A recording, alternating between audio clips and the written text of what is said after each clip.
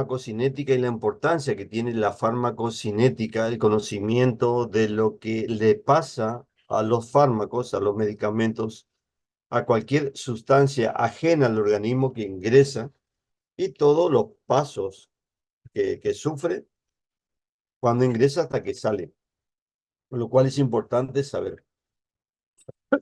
En este caso, con la farmacodinámica vamos a saber qué es lo que le pasa a nuestro organismo por esa sustancia ajena que ingresa. Entonces, justamente la farmacodinamia es el estudio justamente de los mecanismos de acción de los fármacos, los efectos bioquímicos, fisiológicos que desarrollan esas sustancias y estudia cómo una molécula de un fármaco o sus metabolitos interactúan con otras moléculas, originando una respuesta, que eso sería la acción farmacológica. Punto uno, a recordar.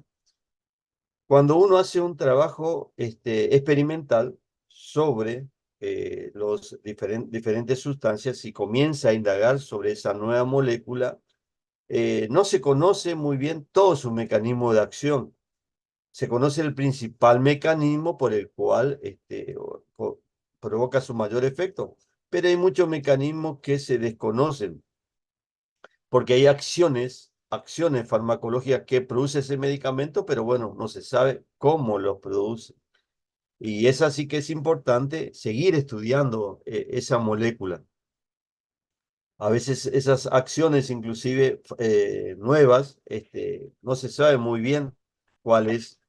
Entonces, lo que uno trata siempre de explicar es el motivo por el cual se produce, o sea, su mecanismo de acción. Entonces, lo que siempre se van a ver ustedes y van a estudiar su mecanismo principal de acción de esos medicamentos. Recuerden ustedes que cómo pueden ser esos dos efectos, esas opciones. Puede haber una especie de selectividad. Pueden ser selectivos y no selectivos. ¿A qué se refiere eso? Si yo quiero tener un efecto específicamente a nivel cardíaco, supongamos inhibiendo o facilitando la acción de una bomba sodio-potasio, por ejemplo, a nivel cardíaco, no solamente se va a producir en ese lugar del organismo, no existe ni una sustancia que vaya y actúe específicamente a nivel cardíaco sobre esa bomba, sino que va a actuar en todas las partes del organismo. Entonces se van a inhibir todas las bombas de sodio y potasio del organismo. Así que esa selectividad, siempre ustedes recuerden que es relativa. No hay una selectividad absoluta. Uno cuando quiere dar un medicamento para una determinada patología, no es que específicamente va a ir a ese lugar y provocar un efecto en esa zona, sino va a provocar en todos los lugares donde exista lo que se llama un receptor farmacológico. En líneas generales, recuerden las acciones que pueden provocar esas sustancias, esos fármacos, que pueden ser acciones de estimulación, de depresión, de irritación, de reemplazo o de acción antiinfecciosa. Entonces, de estimulación está bien claro con los ejemplos de los neurotransmisores, que son las sustancias que se sintetizan en el cuerpo, por ejemplo, ¿sí? Y que hacen que se produzca una transmisión nerviosa entre las diferentes células nerviosas. Y ahí tenemos, por ejemplo, el caso de los neurotransmisores más comunes que ustedes conocen ya, habrán escuchado, como la adrenalina, noradrenalina, dopamina, acetilcolina. También tenemos a la serotonina. Tenemos otros transmisores también que son importantes, el glutamato, el GABA y así, un montón de sustancias que son importantes que lo tengan presente. Otro efecto que se puede provocar en líneas generales es de depresión, ¿sí? Como por ejemplo causan las benzodiazepinas. En este caso le nombro un fármaco que seguramente le resulta conocido como es el diazepam. En otros casos existe una irritación, ¿sí? En ese lugar que existe una estimulación intensa y que en algunos casos puede ocurrir cuando es muy excesiva esa irritación, una necrosis de la zona. de reemplazo y es ejemplo clásico por hormonas. Puede ser en el caso de la tiroides, que es muy común que se da en las mujeres debido a una deficiencia del yodo, o en el caso de la insulina debido a la producción o la falta de producción del páncreas de insulina que ocasiona la diabetes, por ejemplo. Eh, Acción antiinfecciosa, típico caso de los antibióticos, como por ejemplo las penicilinas, pero también puede ser el caso de antimicóticos, antivirales, antiparasitarios, que son una gran variedad que forman los eh, antimicrobianos. Esos son entonces en líneas generales cómo producen o cuáles son los efectos de esas acciones. Pero cómo llevan a cabo, es muy importante saberlo. ¿Cómo llevan a cabo? A través de un receptor, ¿sí? Ese receptor farmacológico, ¿sí? Es importante que lo tengan presente y es generalmente que la mayoría de las veces funciona un medicamento, ¿sí? Se une a un determinado lugar del organismo, pero se debe unir a algo que se llama un receptor farmacológico. Existen otras formas también de unión y que no son tan comunes, pero también tienen su importancia en algunas situaciones cuando interactúan con enzimas por sus efectos osmóticos, radioisotop- radioisótopos, quelación o por efectos indirectos. Ahora vamos a ver algunos ejemplos de ello. Pero recuerden siempre más bien a través del sector farmacológico que es lo más importante. La molécula proteica, ¿sí? Que está ubicado en la célula. Es específica generalmente para una determinada sustancia, un alcaloide o un fármaco, cuya estructura química es muy similar al mismo. Generalmente cuando se une a esas sustancias, lo hace por una unión muy lábil. Recuerden ustedes fuerzas de Van der Waals, por ejemplo, puente de hidrógeno, o interacciones hidrófobas, ¿sí? Son uniones lábiles que hacen que se unan y se desunan fácilmente. Todo esto es importante que lo tengan presente porque a veces cuando existe una intoxicación, por ejemplo, con una determinada sustancia, justamente esa característica de unión lábil hace que el fármaco antagónico o el fármaco considerado como un antídoto tenga acción farmacológica y permita recuperar obviamente las funciones que la otra sustancia está ocasionando algo deleterio para el organismo. Ese receptor farmacológico, ¿dónde puede estar ubicado? Puede estar ubicado en la membrana celular, en la superficie, o a nivel intracelular. Y a nivel intracelular puede ser a nivel intracitoplasmático, intranuclear o mitocondrial. Entonces, eso es simplemente para tener un pantallazo general de la importancia de conocer cómo actúan los fármacos a través de receptores, por un lado. Por otro lado, ¿dónde están ubicados los receptores? Y en tercer lugar, que no es que se unen y ahí queda todo. Y ahí está explicaciones en el cual no todos respondemos de la misma manera ante una determinada sustancia. ¿Por qué? Porque ese receptor de membrana están asociados a lo que se llaman proteínas G, que son, o que producen, mejor dicho, segundos mensajeros, enzimas como la N-ciclasa, fosfolipasa, y que a su vez esos también pueden estar asociados a canales iónicos, canal de sodio, canal de calcio, canal de potasio, canal de cloro. Algunos pueden tener actividad enzimática intrínseca, tirosinquinasa, por ejemplo. Entonces, cuando uno da un determinado medicamento y se une a ese receptor de membrana, a veces no se produce el efecto que uno desea.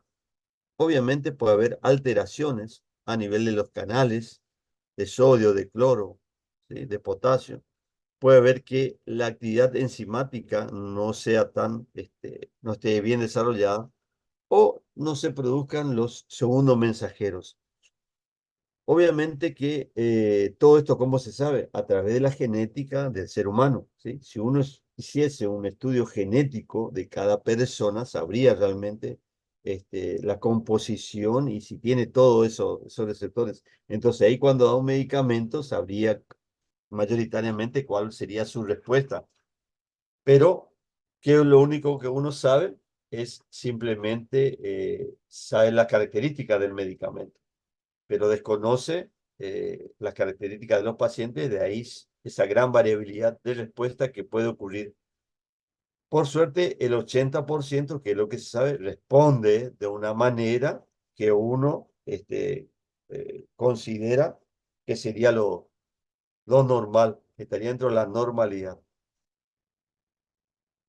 Entonces, ese receptor farmacológico es importante saber la ubicación, que puede ser a nivel de la membrana celular o a nivel intracelular, generalmente para esteroides, tiroxina, para la vitamina A. Acá hay un ejemplo de un tipo de receptor para que vean la complejidad, ¿sí? De ese tipo de receptor, que es el receptor GABA adrenérgico, ¿sí? Y está asociado ese receptor GABA adrenérgico a un canal iónico de cloro. Ese canal o este receptor está formado por varias subunidades, unidades alfa, beta y gamma, y a su vez este receptor puede ser estimulado o inhibido por diferentes sustancias. Todos ellos, al unirse a sus diferentes receptores, que van a ocasionar justamente la apertura del cloro. Entonces, al aumentar que ingrese cloro en la célula, lo que se va a producir es una hiperpolarización y obviamente no va a haber potencial de acción, no se va a transmitir este, la transmisión nerviosa, no va a haber transmisión nerviosa. Entonces, en este caso, fíjense, es simplemente para explicar el mecanismo de acción de la benzodiazepina. Entonces, la benzodiazepina, que tiene un sitio de acción específico, gamma, acá a este nivel, actuaría de esta manera, situada en la membrana celular y permite que ingrese el cloro. Existe una sustancia que es justamente un autacoide, que es un aminoácido GABA, que tiene ese efecto de inhibición, o mejor dicho, el ácido gamma aminobutírico, que sería el GABA, es el neurotransmisor inhibidor más potente que tenemos nosotros en el organismo. Entonces, cuando le damos, por ejemplo, una sustancia que a su vez causan inhibición, imagínense el efecto que puede llegar a producir. Pero no solamente eso, también puede haber otras sustancias como por ejemplo los barbitúricos, ¿sí? Que también van a causar un aumento de la apertura del ion cloro. También tenemos otros, como por ejemplo que es el alcohol, que también va a actuar en ese receptor, asociado al canal iónico. Entonces, todo eso va a potenciar el efecto de ingreso del cloro a nivel de la célula. También tenemos que el ionóforo también puede tener sitio para esteroides, por ejemplo, para la progesterona.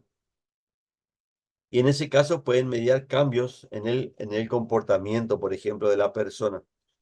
Es lo que explicaría por ahí cuando uno tiene alguna alteración y está recibiendo algún tipo de hormonas, sobre todo del tipo de derivado de la progesterona. Entonces, esto para que vea la complejidad de lo que es un receptor farmacológico. ¿Sí? No es tan sencillo como yo le decía, no es para que ustedes se enloquezcan y vayan, estudien esto, simplemente lo que le quiero transmitir es el por qué por ahí y nos respondemos todos de la misma manera ante una determinada un fármaco que teóricamente es eficaz, pero la efectividad, que ustedes ya están manejando esa terminología, en la práctica no se da tal como se dice. Y por último, para que quede un poquito esto de la proteína G, ¿sí? Entonces simplemente decirle que la proteína G son traductores de señales que llevan información desde el receptor hasta otras proteínas efectoras. Incluyen aminas biógenas, como por ejemplo lo que yo le mencioné, la adrenalina, dopamina, noradrenalina, serotonina, péptidos hormonales, opiáceos, aminoácidos, por ejemplo, como el GABA, que también recién le mencioné. Los efectores, que son regulados por la proteína G, comprenden enzimas, adenilciclasa, fosfolipasa, fosfodiesterasa y canales de iones. Y gracias a su número de importancia fisiológica, constituyen objetivos específicos muy utilizados para los fármacos, que es lo que se trata ahora, lo que se busca en medicina. Cuando se hace una investigación de un nuevo medicamento, se trata con todo este conocimiento que se tiene. Entonces son dianas específicas para que esas sustancias vayan y actúen específicamente en ese lugar. Y obviamente no tengan otros efectos a nivel sistémico. Otro concepto que tiene que quedar bien en claro, y cuando hablamos del glosario, el otro día vimos que que hicieron el glosario, algunos se escribieron en base a, no sé, palabras suyas, porque la forma en que estaban escritas o descritas parecían que ustedes le agregaban algo que era muy personal. Y en el glosario lo que nosotros queremos que saquen conceptos del libro, obviamente, pero conceptos que a usted le resulte importante, que se tiene que saber, pero que están bien los conceptos del libro. Como por ejemplo, si van a poner lo que es afinidad o lo que vas a poner eficacia. Entonces, si van a poner lo que es afinidad, la afinidad es la capacidad de unión o fijación del fármaco con su receptor, ¿sí? Eso es la afinidad. Entonces, la mayoría de los fármacos pueden tener afinidad, pero lo importante que debe tener ese fármaco es su eficacia o actividad intrínseca, ¿sí? Eficacia, recordemos lo que dijimos anteriormente, que era lo que se busca de un fármaco en líneas generales cuando se hacen los estudios experimentales, pero en este caso, esta eficacia está más bien de la interacción del fármaco con el receptor, que sería la capacidad de producir la acción fisiofarmacológica después de la unión del fármaco del receptor. O sea que si el fármaco tiene afinidad pero no tiene eficacia, no va a tener ni un cambio, ¿sí? Fisiofarmacológico en el lugar donde va a actuar. O sea, no va a abrir canales, no va a permitir que se sinteticen proteínas, que se inhiban proteínas. Entonces, ese fármaco más bien no va a tener un efecto farmacológico, lo cual no significa que no pueda ser utilizado. ¿Por qué? Porque ahí vamos a tener lo que son los fármacos antagonistas, que tienen importancia en farmacología. Lo que generalmente, o el fármaco que va a tener esa capacidad de afinidad y eficacia, se va a llamar fármaco agonista. En cambio, el fármaco antagonista va a tener afinidad y no tiene eficacia. Entonces ustedes me dirán, ¿para qué yo voy a utilizar un fármaco antagonista? ¿Cómo no? Entonces, fármaco antagonista sería aquel que, por ejemplo, son bloqueadores. Y cuando se usan bloqueadores, por ejemplo, en el corazón tenemos receptores alfa, receptores beta, diferentes tipos de receptores. Y algunos estimulan, otros inhiben. Y cuando yo voy a necesitar un fármaco que inhiba, justamente cuando el paciente tiene, por ejemplo, un aumento de la frecuencia cardíaca. Ustedes saben que el ser humano debe manejarse con una determinada frecuencia cardíaca. Si tiene por debajo, ¿sí? De 40 va a tener bradiarritmia. Si tiene por encima de los 120, taquiarritmia. Entonces tiene que manejarse entre esos valores, 60, 70, 80. Cuando se maneje en esos valores, obviamente el paciente no va a tener ningún inconveniente. Pero existen pacientes que por determinadas situaciones o algunos que tienen otras alteraciones, tienen aumento de su frecuencia cardíaca que no bajan de 100, no bajan de 110. Y el por qué, a veces no se encuentran el por qué, ¿sí? es algo, qué sé yo, que puede tener un estado de ansiedad a lo desconocido y no sabe especificar bien. Algunos que tienen fobias, algunos que tienen un estado de ansiedad extrema. Entonces, en esos casos se le pone un fármaco antagonista para bloquear receptores beta y de esa manera se tiene una frecuencia cardíaca que baja de 70 a 60 latidos por minuto. Así que tienen importancias esos fármacos antagonistas. Después tenemos agonista parcial. Tienen afinidad y cierta eficacia. Esto se refiere, y van a ver ustedes después, específicamente cuando veamos los derivados del opio, opiáceos. Estos tienen muchos receptores, también así alfa, beta, delta, epsilon. Entonces, hay algunos que van a actuar específicamente más sobre receptores alfa, otros sobre receptores beta, otros sobre todos los receptores. Entonces, son agonistas parciales porque van a actuar sobre algún tipo de receptor y no sobre otro. Y después tenemos los agonistas antagonistas, los que actúan como agonistas antagonistas, que en este caso, dos fármacos tienen afinidad y tienen eficacia. ¿Sí? Los dos fármacos tienen afinidad, eficacia. O sea que son fármacos agonistas. Y ese es el gran error por ahí que cometen los profesionales cuando dan dos de la misma familia. ¿Por qué? Porque uno de ellos va a tener mayor afinidad, ¿sí? Ese es el caso si ustedes quieren dar el ibuprofeno con el diclofenac. Algunos lo utilizan por diferentes vías. Mal manejado, mal utilizado. Dan el ibuprofeno por vía oral, el diclofenac por vía parenteral, pensando que van a tener mayor efecto farmacológico. Son fármacos agonistas y los fármacos tienen el mismo mecanismo de acción. Pero ¿qué pasa? Uno de ellos que tiene mayor afinidad, va a ser que se va a unir específicamente a su receptor, va a inhibir más rápidamente las prostaglandinas y el otro prácticamente no va a tener efecto, para nada, no va a tener efecto farmacológico. Entonces, ahí ese fármaco que es agonista, va a actuar como antagonista al segundo fármaco, porque se va a unir más rápidamente, primeramente a su receptor y va a hacer que el otro no se una. Entonces el otro no va a tener acción farmacológica para nada.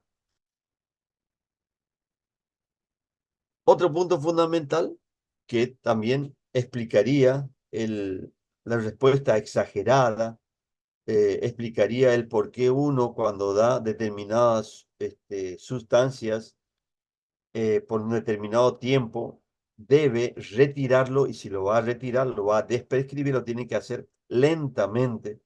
Es debido a la regulación de receptores.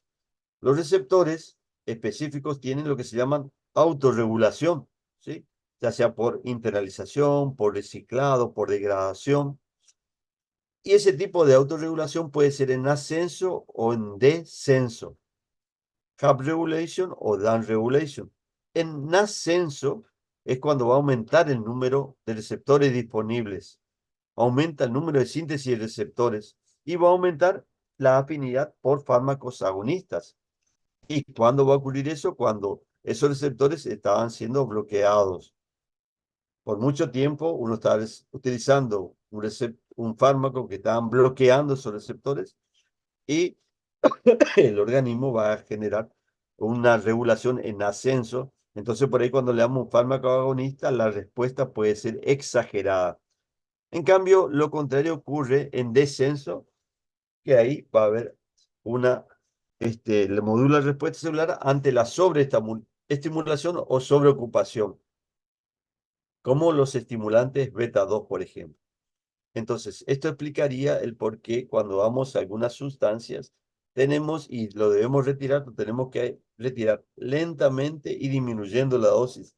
Si hasta ayer estábamos utilizando corticoides, por ejemplo, después de 5 días, dosis de 10 miligramos en un paciente que tuvo una crisis asmática, un problema respiratorio, entonces lo tenemos que ir retirando lentamente. Si lo estábamos dando cada 8 horas, lo podemos dar cada 12 horas. Y en vez de dar 10 miligramos, lo damos 8 miligramos. Luego le damos 6 miligramos. ¿Eh? Durante 3 días, así vamos disminuyendo para evitar justamente este tipo de regulación de receptores que puede ser que la respuesta sea exagerada. Otro mecanismo de acción que también tienen que saber ustedes y que es importante cuando vamos a hablar de la farmacodinámica de grupos farmacológicos que después que ya van a ir estudiando, son a través de inhibiendo enzimas, por ejemplo, inhibición enzimática, como por ejemplo la acetilcolinesterasa, es un ejemplo. Transpeptidasa bacteriana, otro ejemplo, caso de los grupos los beta-lactámicos, o lo más común, y eso sí, seguramente lo van a estudiar muy bien, el caso de la enzima ciclooxigenasa o COX también se lo dice, que son las que se inhibidas por el grupo de los SAINES, ¿sí? Entonces, efectos sobre enzimas, inhibición específicamente de enzimas específicas, ciclooxigenasas. Otro mecanismo de acción son aquellas que están mediadas por sus propiedades físico-químicas, propiedades osmóticas, por ejemplo, cuando uno da una sustancia como el manitol, y por su propiedad osmótica causa un efecto diurético. Y efecto de tipo indirecto, donde ciertas sustancias, efedrina, anfetaminas, lo que van a hacer, van a ingresar a un determinado lugar y en ese caso existen, ¿cómo se llama? Un pool móvil de catecolaminas. Catecolaminas, ¿cuáles son? La adrenalina, no la adrenalina, que están ahí concentradas. Cuando uno toma alguna sustancia que tienen estos componentes, eso van a ingresar a la neurona y van a desplazar a esas catecolaminas que se tienen que ir liberando despacito y lentamente. Entonces, al liberarse así, ocupar ese lugar y se liberan rápidamente y obviamente los efectos van a ser este, exagerados, ¿sí? Y esos son los estados, por ejemplo, de euforia que uno tiene y uno se pone contento, obviamente, se pone muy contento, muy eufórico en un principio, pero ¿qué pasa después? Eso disminuye, ese, ese pool que se tiene de catecolaminas deja de estar dentro de las células nerviosas y ahí comienza todo el efecto contrario. Se empieza uno a causar efectos de depresión. Pero ese es otro tema. Pro- Otra forma de acción también es por quelación.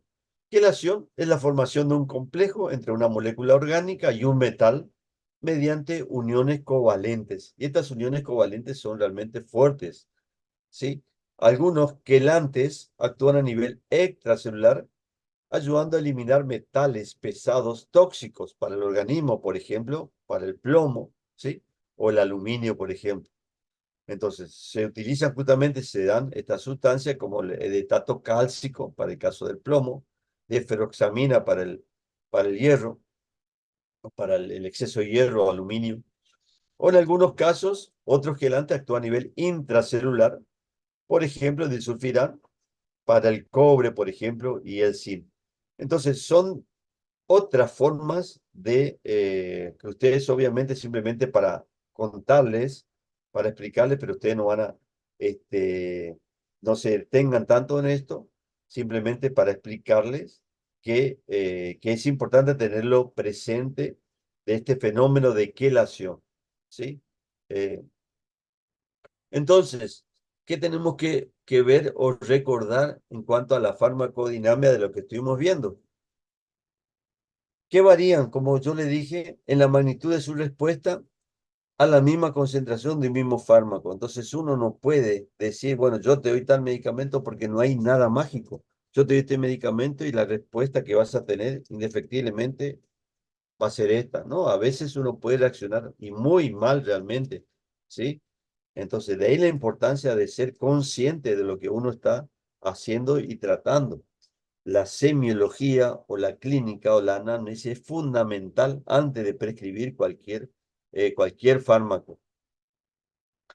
Y a veces hay que sería lo primero que uno debe preguntar. La vez pasada se comentó, o alguien dijo durante la clase, eh, habló del estado de alergia o de hipersensibilidad. Hay muchísima gente que son alérgicas y cada vez más debido a nuestra alimentación, debido a cómo ahora nos estamos manejando, a que cada vez agregan más sustancias como conservantes de comidas que nosotros ingerimos. Son muy pocos naturales lo que comemos. Entonces eso origina estados de alergia, diferentes magnitudes. Y de ahí en más, la respuesta que podemos tener. Entonces, algo que, así como le preguntamos, ¿me puedes decir tu nombre? ¿Sí? ¿Cuántos años tenés? ¿Sos alérgico? Eso es algo medio que tendría que estar ahí al lado, ¿sí? Entonces, ahí ya vamos a tener algo importante para ver cómo puede reaccionar ante cualquier sustancia que nosotros le podemos dar. Entonces, no siempre una persona responde de la misma manera a la misma concentración, ¿sí? Y puede cambiar debido a la respuesta a una enfermedad, a la edad o a la administración previa de ese medicamento. Eso es lo que quería mostrarle respecto a